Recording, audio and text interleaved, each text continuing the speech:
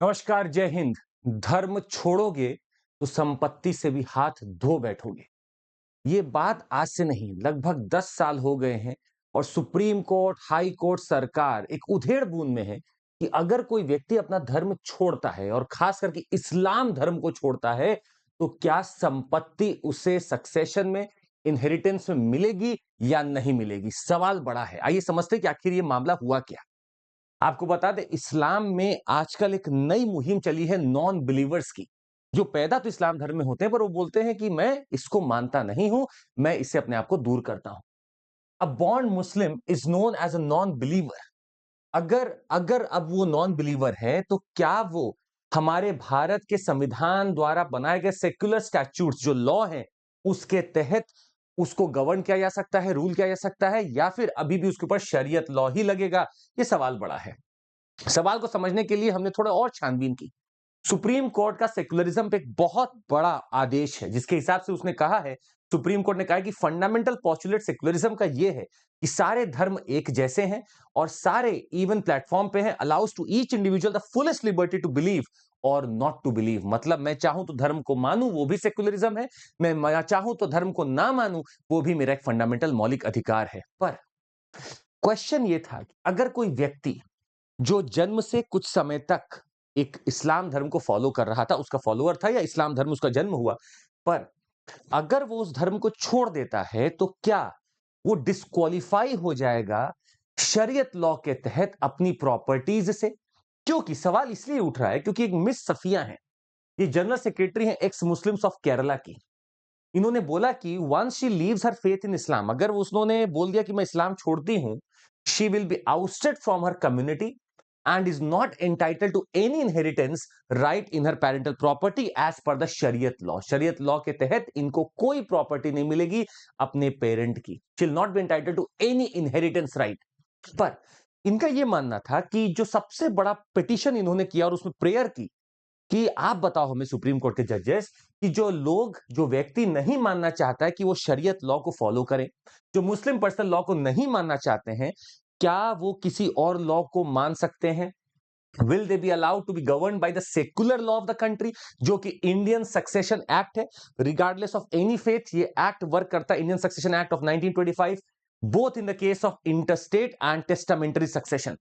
मैं बोलकर सक्सेशन लूं या फिर मैं अपने स्वतः ही ले लूं, इन दोनों केस में क्या मुझे प्रॉपर्टी मिलेगी? ये सवाल बड़ा था। अब सुप्रीम कोर्ट के जजेस भी परेशान थे। प्रॉब्लम ये था कि 1925 का इंडियन सक्सेशन जो एक्ट है वो साफ तरीके से मना करता है कि कोई भी व्यक्ति जो कि मुस्लिम है और इस्लाम धर्म को मानता है, वो मेरे दरमिया 1925 के सेकुलर एक्ट के तहत कभी नहीं आएगा। इसका मतलब है अगर किसी ने इस्लाम धर्म छोड़ा और वो इस्लाम का था, तो वो कभी भी 1925 एक्ट को अपना नहीं पाएगा, उसके तहत उसको कोई प्रॉपर्टी नहीं मिलेगी, सक्सेशन नहीं होगा। सवाल यह है कि एक वैक्यूम बन गया।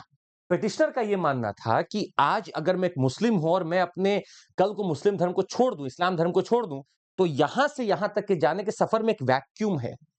मैं जब तक यहां हूं, सक्सेशन एक्ट मेरे ऊपर लग रहा है, कौन सा? शरीयत लॉ का जो भी इन सक्सेशन होगा, जिसके तहत मुझे 1/3 प्रॉपर्टी मिल सकती है, 2/3 लड़के को मिलती है।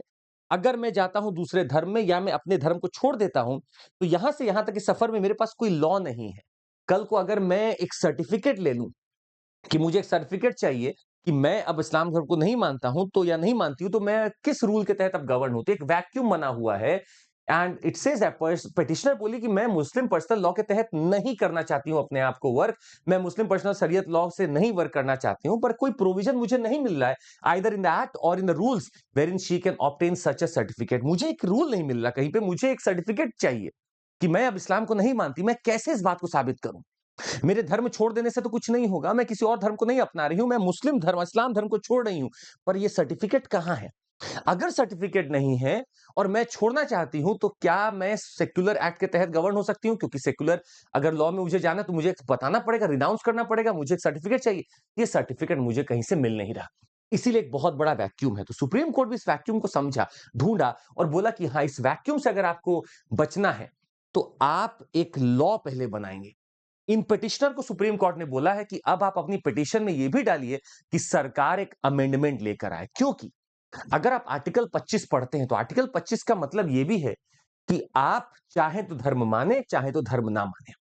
और अगर आप पिटिशनर जो बोला कि अगर with no recourse to succeed to her parental property और उनका she officially got a no religion, no caste certificate from an authority, this state of affair was a direct violation of the fundamental right to believe और not to believe in religion under article 25 of the constitution.